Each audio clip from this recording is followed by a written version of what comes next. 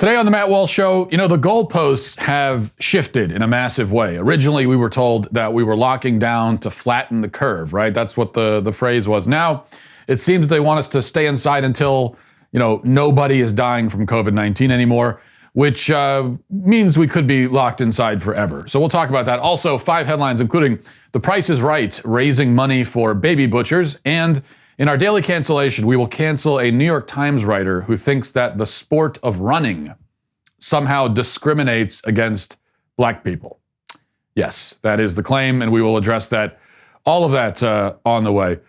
But starting with this, a recent CNN headline claims that 68% of Americans say a vaccine is needed before returning to normal life. That is the direct quote from the CNN headline, which I think has since been taken down, because it is, as expected, basically fake news. The actual data shows that 68% of Americans believe a vaccine is, quote, very important. It's a very important factor when they, quote, think about their willingness to return to normal activities. So that's what the survey said from Gallup, and the way that CNN interpreted it and spread it around is that 68% of Americans say a vaccine is needed before they'll go back to their normal life.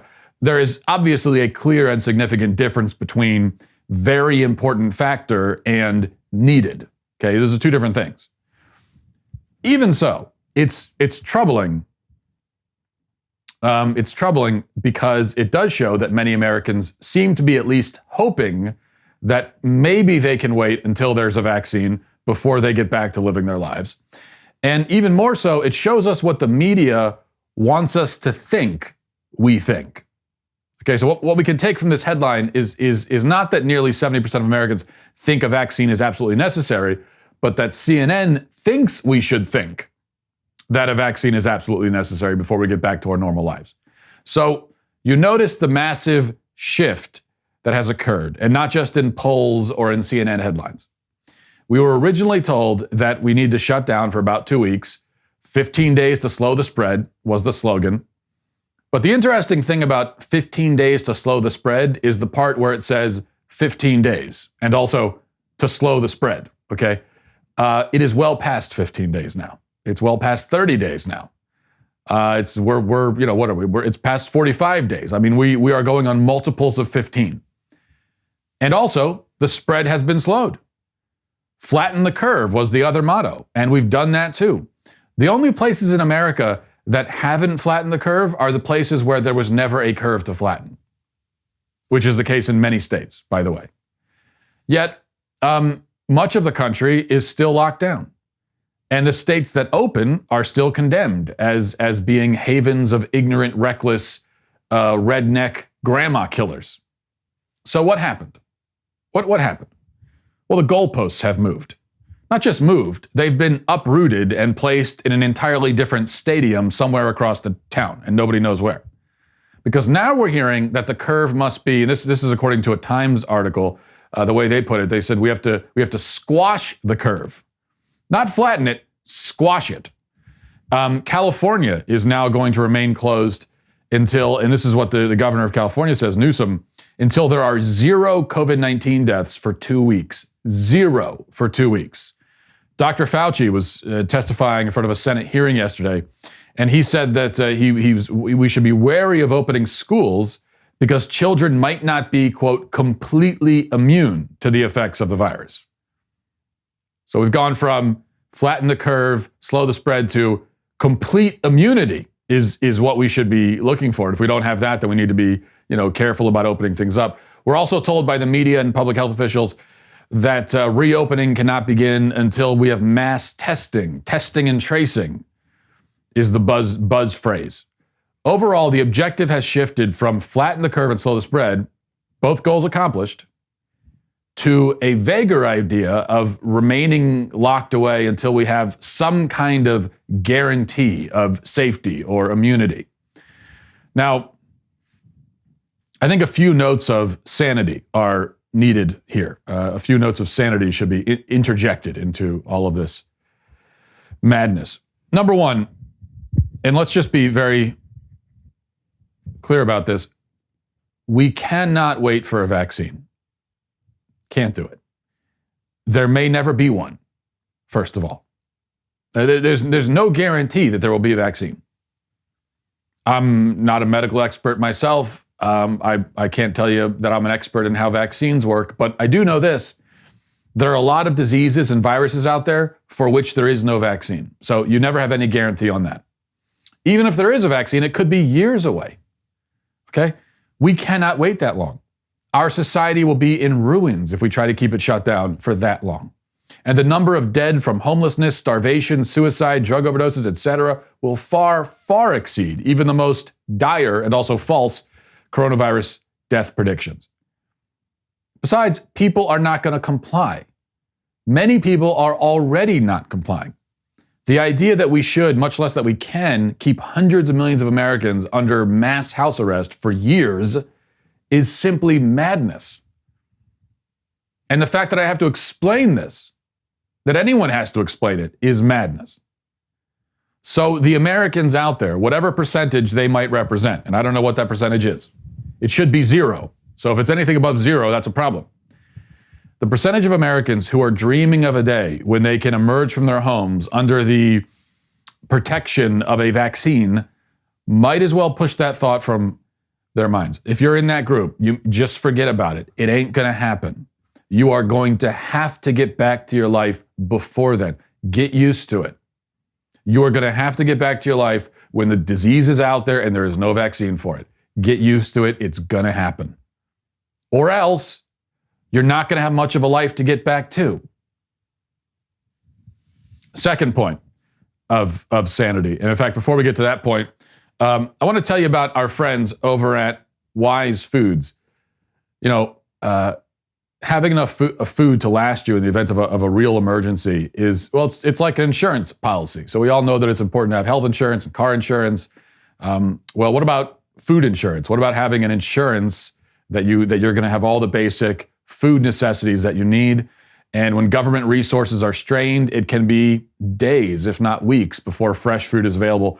Don't put yourself in a situation when you need food during an emergency, but you don't have it. Prepare for that today. ReadyWise makes being prepared simple and affordable. You can order online and have nutritious meals shipped directly to your doorstep. When preparing their meals, all you need is 4 cups of water, and the water doesn't even need to be hot, okay? You simply pour the food into the water, you stir and cover. After about 15 minutes, the meal is ready.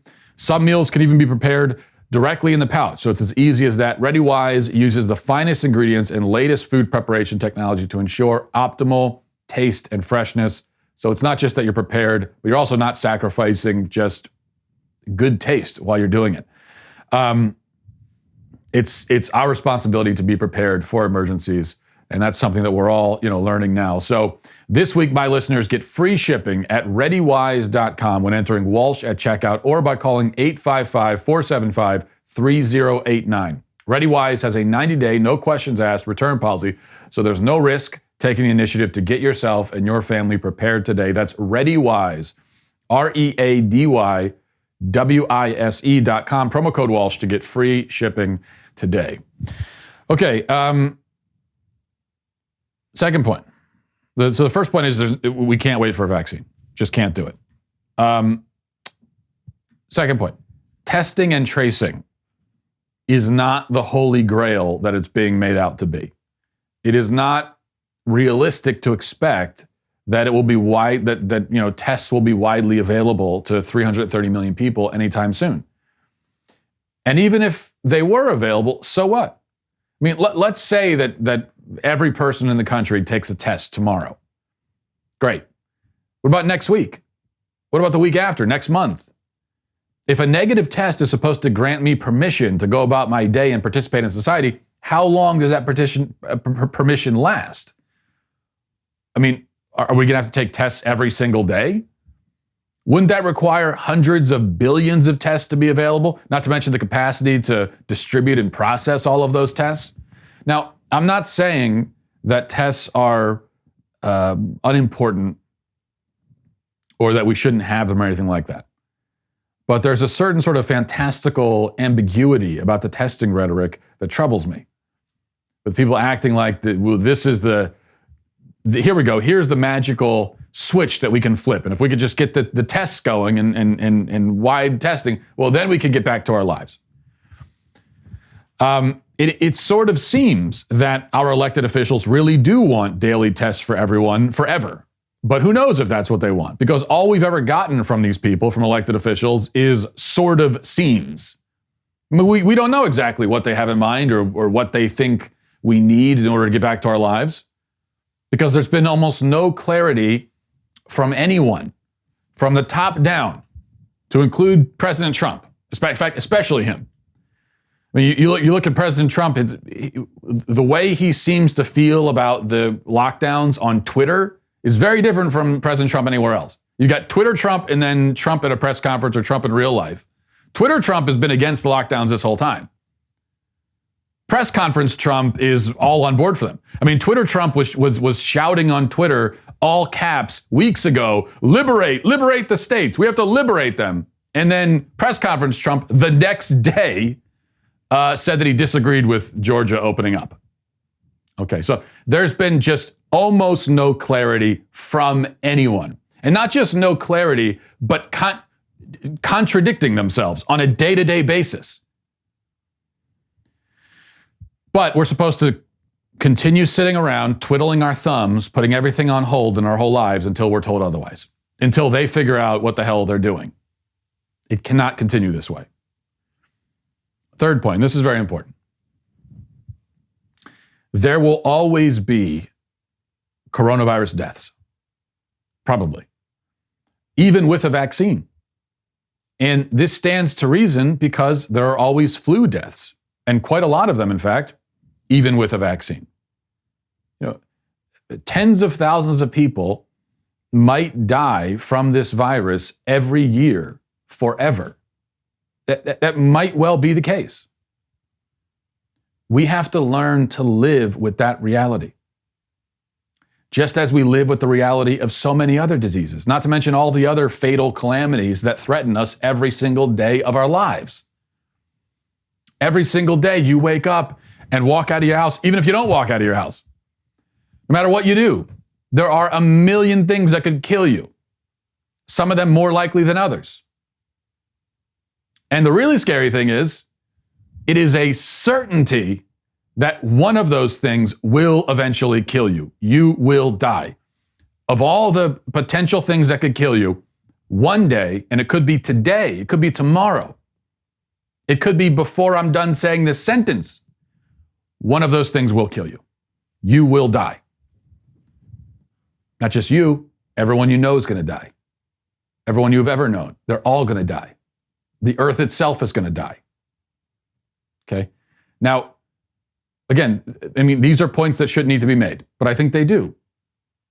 Because the way some people are talking about this virus and the way they're approaching it, it's as if they think that if we can just hide away, sacrifice whatever we need to sacrifice, even if it's the entire economy, 30 million jobs, whatever, we will get to a point where we're safe, where we're completely safe, and then we can go about our lives, like we're immortal or something. No, maybe that's just not the case. And that doesn't mean, the reality that we're mortal and we're all going to die of something. That doesn't mean that we should be suicidal. It doesn't mean that we should be nihilistic. It doesn't mean that we should take a position of not caring about our lives or not trying to protect our lives or the lives of our loved ones. Quite the opposite. I think it's all the more reason to live our lives with joy and vigor and courage because we're only going to be here for a short time. We may be able to momentarily extend our stay on earth by hiding under our beds indefinitely, but then what kind of life would that even be? Eventually, we have to confront the risks. We have to accept them. We have to take whatever reasonable precautions we're comfortable with and get back to living. That's the only choice we have.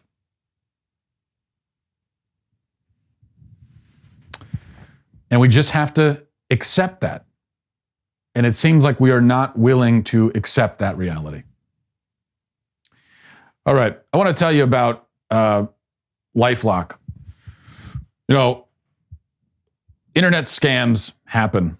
And sometimes the internet scams, I mean, there are the really obvious ones that you know about. I mean, hopefully you could see coming a mile away, like the Nigerian prince or whatever. You inherited $30 million from some relative in Africa. I mean, hopefully we all know that that's fake, although people still fall for it, apparently. But the scams are, they're getting more sophisticated. And there's been a time or two when I've almost clicked on something, not because I thought I won 30 million, but just something else. It was a very clever little scam. And I almost clicked and I stopped myself, but I was very close to, who knows what would happen next. In a recent study, researchers revealed a substantial rise in the number of cyber attacks performed by websites posing as, for example, Netflix. And that's kind of nuts because scammers are focusing more attention on people streaming content during this stay-at-home era. Nobody ever accused these criminals of being dumb, and hackers are shifting their resources away from targeting businesses and towards activities that can reach us directly in our homes. On average, over 2,600 coronavirus-related cyber attacks occur each day. So, every day we put our information at risk on the internet, and cyber criminals keep finding new ways to steal identities. That's why we have LifeLock. LifeLock is a leader in identity theft protection. LifeLock detects a wide range of identity threats like your social security number for sale on the dark web. Look, no one can ever prevent all identity theft or monitor all transactions at all businesses. LifeLock can see threats that you might miss, though, on your own if you're just monitoring your credit and trying to do this on your own. Join now and save up to 25% off your first year. Go to lifelock.com/Walsh. That's lifelock.com/Walsh for 25% off.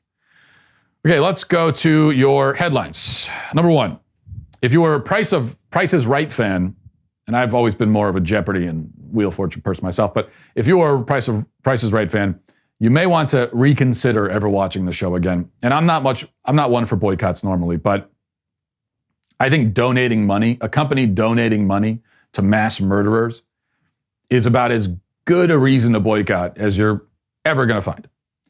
The Price is Right this past Monday aired a primetime special called The Price is Right at Night, and RuPaul, the drag queen, was there for some reason, raising money for Planned Parenthood. Apparently, the show pledged to match all cumulative prize winnings for the entire episode and then donate all that to Planned Parenthood. Planned Parenthood is an organization, I remind you, that kills 300,000 children every single year, more than 300,000 children every year. And we should also note that Planned Parenthood already rakes in over $1 billion a year. Okay, from the money they get from the abortions, they make hundreds of millions on abortions, and then also they get $500 million a year from the government, and still do, because that's something that our supposed pro-life Republicans never did anything about when they had the chance to. So not only do they kill children, but if somehow that's not good enough reason to refrain from making them the charity that the charity beneficiary for your show, they also are a very rich organization, and they're not hurting for cash at all. There are many organizations out there that are hurting for cash and that also don't make $1 billion a year and don't make $500 million a year from the government, and that also, don't kill kids. I mean, believe it or not, there are organizations out there that need money, that don't get money from the government, and that rather than killing kids, actually feed kids and clothe kids and provide services to kids. How about one of those instead? Number two, here's another massive scandal that will get no attention whatsoever from the national media. According to a report from the local ABC affiliate in Harrisburg, the Pennsylvania health secretary's mother was pulled out of a nursing home and put in a hotel. Now remember, Pennsylvania sent COVID patients into nursing homes, just like New York, New Jersey, California, other states. On a mandate, they sent these infected people, not people who'd recovered. In New York, it was they had to be stable. So as long as the coronavirus patient is stable, then you can send them to the nursing home. That doesn't mean recovered, and that doesn't mean not contagious. That just means they're not on their deathbed yet, or anymore. And so Pennsylvania did that too. Sent the people in nursing homes. But at least in the case of the health secretary's mother, she was protected. So shows us the government officials knew what the result would be, knew what would happen, so they protected their own loved ones while leaving the rest to die. and many of them did die. In fact, in Pennsylvania has 4,000 COVID deaths, 70% of them. And this number keeps going up because we talked about this, I don't know, yesterday or a few days ago. And the number wasn't 70% then. So now what they're telling us is that 70% of deaths in Pennsylvania are from nursing homes. That leaves, if you're doing the math, that leaves around 1,000 in a state of 13 million who died outside of nursing homes, which would be 0.008% of the population. But the state just extended their lockdowns into June. 0.008% of the non-nursing home population in Pennsylvania has died, and they extended the lockdown into June. Number 3, this isn't really a headline, but it is news. I want to show you this. This is from Avik Roy. He's a Forbes editor, and he got this data from the CDC. I want you to take a look. Here's a table showing COVID-19 deaths by age group. We talked about the nursing home population. Well, it's not just nursing homes, okay?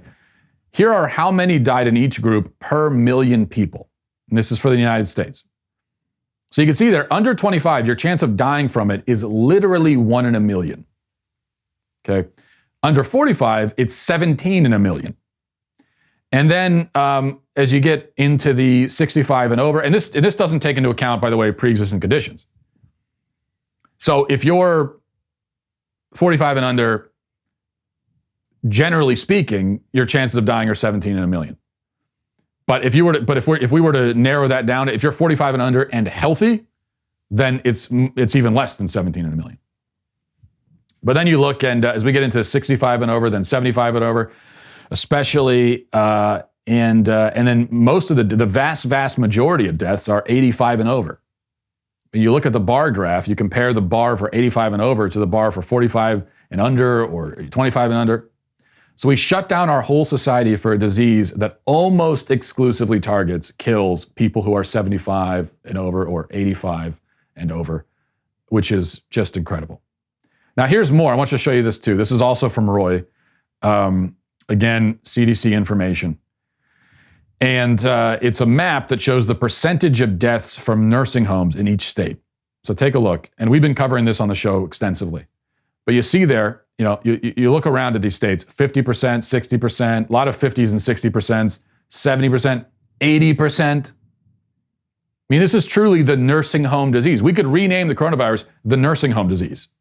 NHD 19, because that's what it is.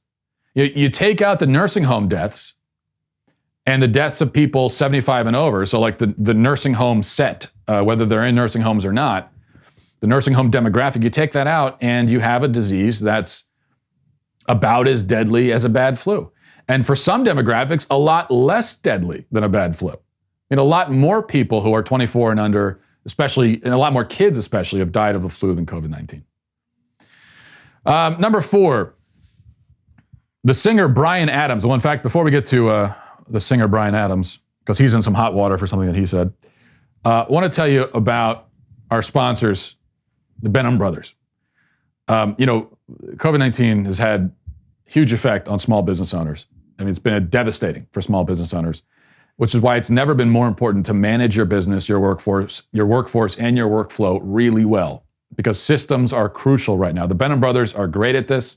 These guys have over a dozen businesses, including a real estate empire that spans over 25, or rather I should say 35 states. I just demoted them. 35 states. Just a few weeks ago, the Benham Brothers launched a new podcast called Expert Ownership. In their new podcast, which I highly recommend, it's great, the Benham Brothers interview leaders from all walks of life to help you navigate your business through these very challenging times. You'll hear from leaders like Ted Cruz, Al Robertson from Duck Dynasty, many more. This is what we need right now. This is the kind of guidance and leadership that we need. Go check out their new podcast, Expert Ownership, and be sure to subscribe on Apple Podcasts or wherever you listen. We'll drop a link to their podcast in our show description. Again, that's Expert Ownership. Go check it out now. Okay, number 4, the singer Bryan Adams got himself into trouble, is caused controversy because he blamed coronavirus on, quote, bat-eating bastards. That's what he said in an Instagram post. There's been a lot of consternation over this. He says, Tonight was supposed to be the beginning of a tenancy of gigs, but thanks to some effing bat-eating, wet market animal-selling, virus-making, greedy bastards, the whole world is now on hold, not to mention the thousands that suffered or died from this virus. My message to them, other than thanks an effing lot, is go vegan. People are very upset about this. I don't see the problem. I mean, it seems to be a lot of accuracy there. I mean, you know what? And you also have to allow people. I know that this it's salty language, and it's not. Who cares? I think you have to allow people to be angry. Okay, and the fact is that this virus did come from China, and it seems pretty obvious that there was a lab involved in there somewhere. Also, maybe the wet markets. I mean, people are going to be angry. And you have to allow people to be angry. This is not racism. This is just people are pissed off. And yes, they're mad at China. They should be. And that's okay. We're allowed to be. Number 5, a nice segue here. Perhaps the Bryan Adams post will be discussed in an upcoming NBC special. Reading from Deadline, it says, as Asians and Asian Americans continue to be the target of harassment during the coronavirus pandemic, NBC Asian America, an arm of NBC News, will host a virtual town hall titled United Against Hate on May 13th, which is, what is that today? Well, it's today. You can watch it. With guest appearances from comedian Margaret Cho. The town hall will examine the rise of racism against Asian Americans during the pandemic and what can be done on a legislative, nonprofit, and individual level. That's what NBC News is focused on. Okay, we got this pandemic, thousands dying, economy destroyed. What we're focused on, though, is people saying mean things about Asians. That's the important stuff. And that's the real crisis here, right? We can all agree? Yeah. Let's go to our daily cancellation. And for today's daily cancellation, we are canceling the writer of this editorial in the New York Times titled, Jogging Has Always Excluded Black People. Not a parody. That's the real title. Real editorial was written with a straight face, presumably. The piece written by Natalia Mehlman Petrzela ties the Ahmaud Arbery case to a general epidemic of discrimination against black joggers and runners, alleging that somehow black people are excluded from the activity of jogging. That's what she says. So she writes, in part, this disparity should come as no surprise. Running has been a pastime marketed primarily to white people ever since the jogging craze was born in the lily-white Oregon track and field world of the late 1960s. Black people have not only been excluded from the sport, one survey by Running USA found under 10% of frequent runners identify as African American, they've also been relentlessly depicted as a threat to legitimate white joggers. And it goes on from there, and it ends on this note. Mr. Arbery's death and the ensuing outcry is in some ways the latest data point in the sick mashup of structural racism, gun violence, and vigilantism that becomes a hallmark of American life. But it's also an example of the glaring whiteness of recreational running, a hobby that 47 million Americans embrace in part because of its enticing illusion of universalism, but that has never been and still is far from an equal opportunity endeavor. So she just put them all, she got it all in there. Structural racism, gun violence. I'm surprised she didn't tie climate change into it. I'm sure somebody has done that by now. Tied the Arbery case to climate change. I guarantee you someone's done it. If I looked it up, I could find it. But I won't because I have enough things to be annoyed about right now. Okay. I don't think I need to spend a lot of time addressing this. First of all, jogging or running, one of the great things about it is that it can't exclude anybody. So if 1 in 10 of joggers are black, what does that tell us? It just tells us that black people generally don't like to jog. I mean, that's what that stat tells us. Because if they wanted to jog, they could. I mean, literally nothing can stop them unless you don't have legs. So as long as you have legs, you can jog. And in fact, even if you don't have legs, there are people that figure out workarounds there. So basically, you can jog almost no matter what. So I'm not sure. If white people got together and decided they wanted to exclude black people from jogging, I'm not sure how they would even conceivably do it if that was in a project they wanted to take on. Second point, and this is the obvious one. Well, this is all obvious, but black track athletes, not only do black people run, but they dominate all of the running events everywhere. They dominate the Olympics. They dominate the track and field circuit in America. I ran track when I was in high school. It was by no means a white sport. I can tell you that right now. It was a pretty healthy mix of white and black and other races as well. Black people certainly were not underrepresented in the sport of running, in my experience. Third point, well, there is no third point. This is just stupid. I don't even have the energy to talk about it. I mean, give me a break. Just give me a break with this stupidity. You're canceled. Natalia Mehlman Petrzela, you are canceled. You are excluded from ever writing anything again. Though you can still jog. I'll give you that. Because, like I said, nobody could possibly stop you if you want to. The only thing stopping people from going for a jog is that not just black people, most people in general don't like to jog. Most people, when they think about what's a fun thing to do, I got 30 minutes to kill. What do I want to do at the time? Most people aren't saying, let me go run. That's like the last thing anybody wants to do for most people. Now, I actually enjoy running myself, but I realize I'm kind of a weirdo. It's a weird thing. You got some time to kill. There are so many fun things you could do. Who says to themselves, let me go put on some shoes and go run down the street? Only a freak would, like me. Most people say, let me lounge on the couch, okay? Let me grab a beer. I mean, that's a much more normal thing to do. And probably in the long run, better for your knees. We're going to go to emails in a second, but first, I want to take a moment to tell you about Daily Wire's newest, most exclusive membership tier, All Access. The All Access membership tier is our premier level of membership. All Access members get to participate in All Access Live, our brand new interactive programming feature. One of us Daily Wire hosts, we hang out with you each night at 8 p.m. Andrew Clavin will be hosting tonight, so get excited for that. All Access members also get to join us for live exclusive online Q&As. Daily Wire's new discussion feature available on both the website and the Daily Wire app. They also get the benefits of our other membership tiers, including the ad-free website experience, access to our all live broadcasts, the whole show library. You get all of that stuff.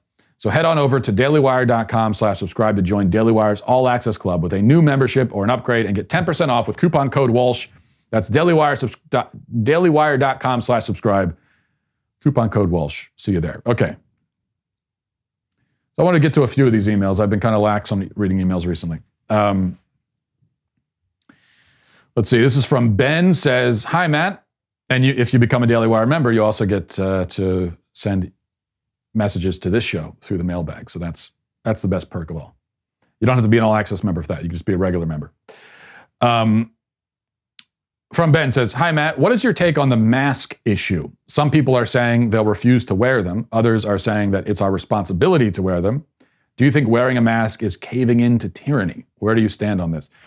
Yeah, Ben, I'm not dogmatic on the mask thing. I'm just not. I don't really have, I guess I don't have an official mask stance as far as this goes. I wear a mask whenever I go to the store around here because I don't have a choice, because every single store in my area requires it. So I wear one. And the first thing I'll say about that is I have always been a big believer in and defender of the rights of private businesses to make their own rules and to set the terms for engagement. No shirt, no shoes, if that's their rule. So that's it. You don't have to agree with it. If you don't agree with it, you don't have to go. And so if private businesses want to have a rule saying you have to have a mask to come in, I respect that. And I mean, what else am I going to do? Am I going to charge in there without a mask? I refuse. And then I'll just get carried out by security. Nothing is accomplished by that whatsoever. They have every right to make the rules. I don't have a right to go into, Safeway without a mask on. That's not a right that I have. I have a right to go and buy stuff from Safeway if I follow the rules that Safeway or whatever other grocery store sets up. And so I respect that. Now, you could point out that many stores are requiring masks because they're forced to require them by the government.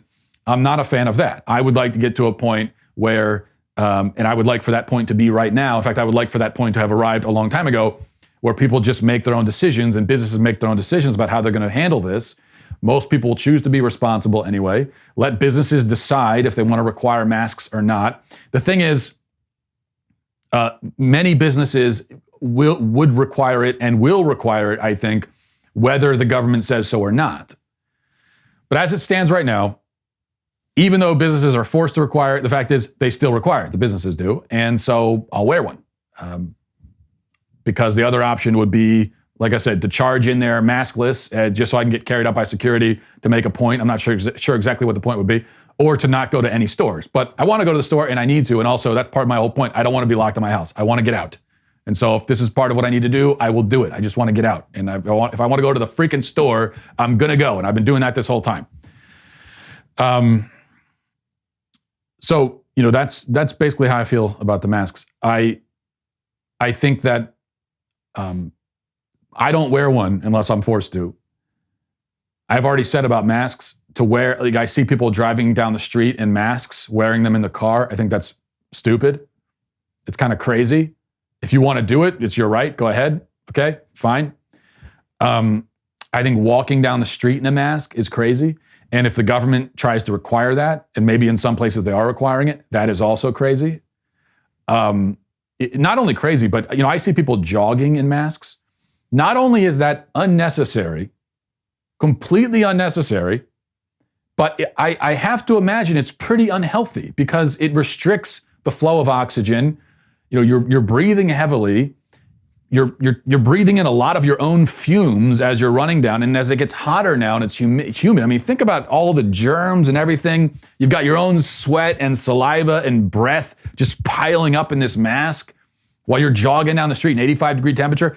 That does not seem at all good for you. That seems much less sanitary, much worse for your lungs than not wearing the mask at all. So I would recommend that people not do that. But in terms of wearing it at the store, for me, it just comes down to, does the store require it or not? If they do, that's their right. I'll respect it. And I also think that, here's the other thing. I want to get the economy going again.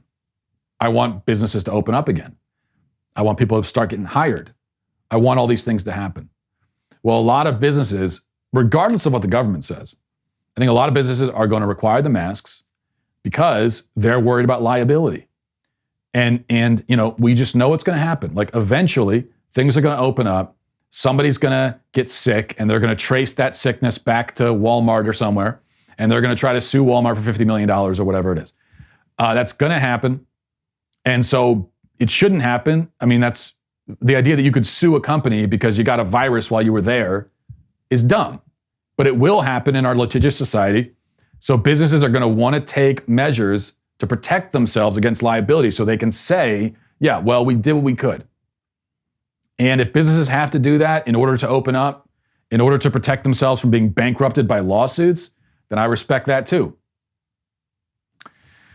All right, let's go to Joe says, Matt, I appreciated your analysis of the Tekashi 6ix9ine Instagram video. I also love your music reviews in general. I'm sure you know this since he's your favorite artist, but Tekashi has a new song out. His first song since getting out of prison. It's called Gooba. I would love to see/listen to your review of this masterpiece. Well, thanks, Joe. And although I am a huge fan of the musical artist Tekashi 6ix9ine, I had not yet had the pleasure of encountering the Gooba song that you're referring to. I did go and search the video on YouTube at your behest, thinking that I would offer my review of it. But you forgot to mention that I would be fired if I played even 5 seconds of that video on this show. So I'm not going to do that. Way too explicit for a family show. I couldn't possibly get away with it. But I am always up for offering my musical reviews of videos and things. So if you have any suggestions that are, PG-13 or better, please send them along to the show. Let's see here. There was a couple others. I think we have a few minutes. This is from Sarah, says, Matt, I listened to your podcast about the court case in Connecticut. I wondered if it would be better to forget the battle about the meaning of woman and a girl and forfeit the terminology and focus only on chromosomes.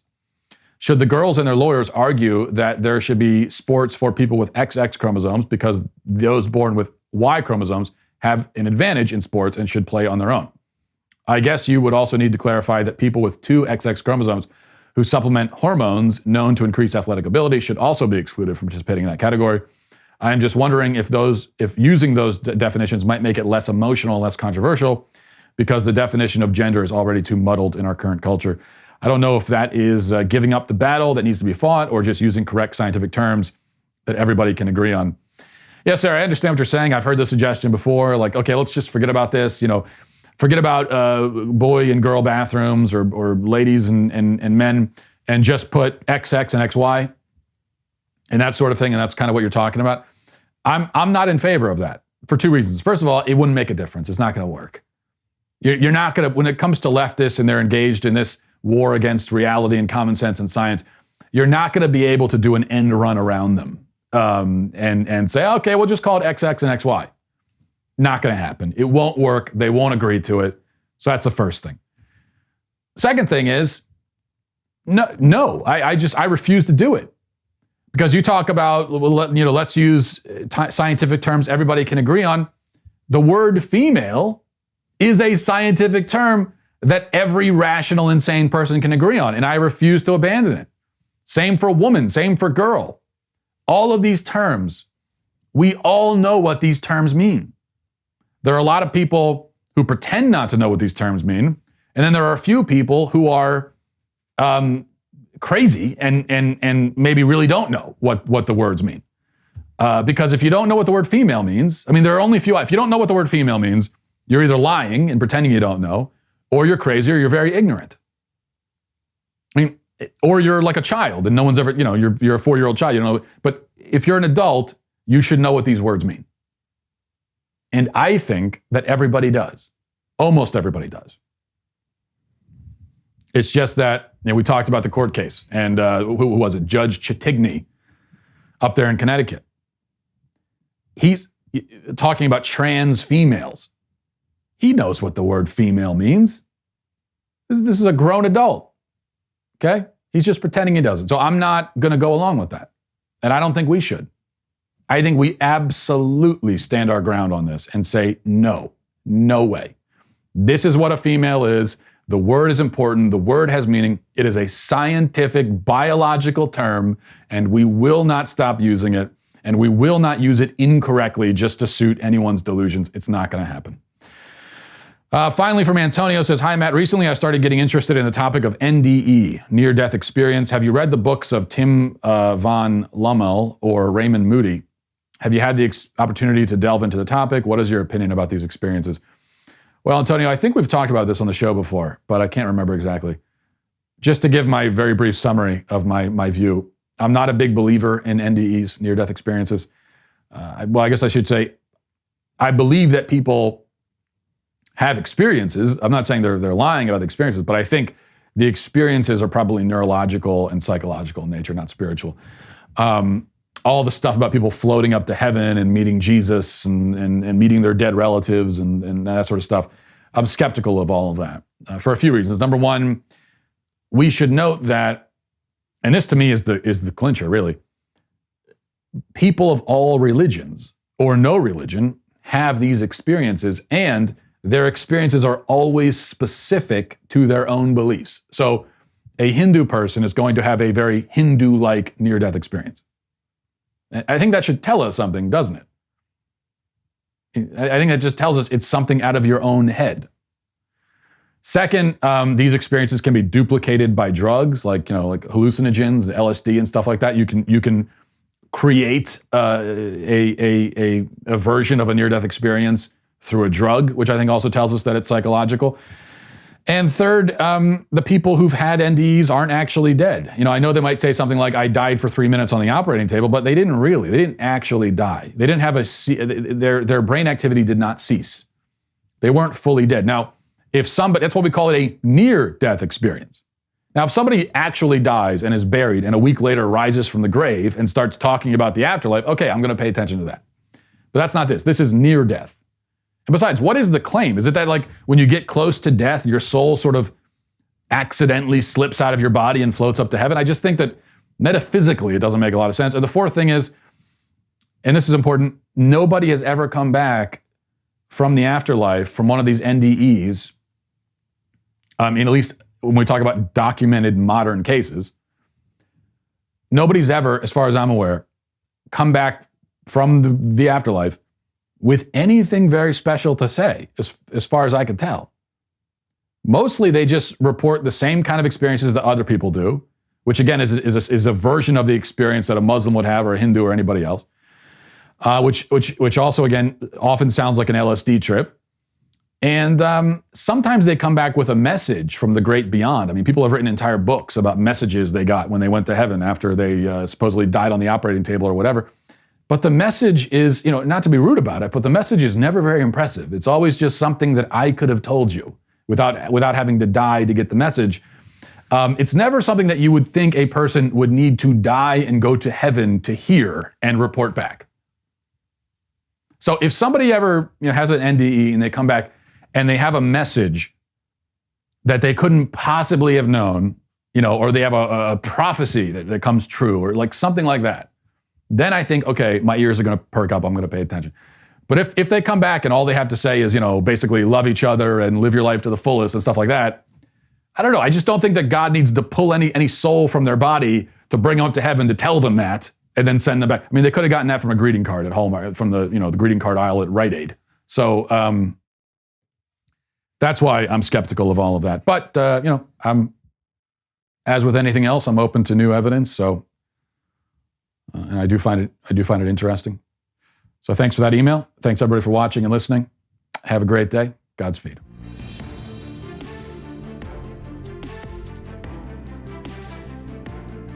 The Matt Walsh Show is produced by Sean Hampton, executive producer Jeremy Boring. Our supervising producers are Mathis Glover and Robert Sterling. Our technical producer is Austin Stevens, edited by Danny D'Amico, and our audio is mixed by Robin Fenderson. The Matt Walsh Show is a Daily Wire production, copyright Daily Wire 2020. Science and data are dead, and we have killed them. What was holiest and mightiest of all secular modernity has bled to death under our knives. Who will wipe the blood off us?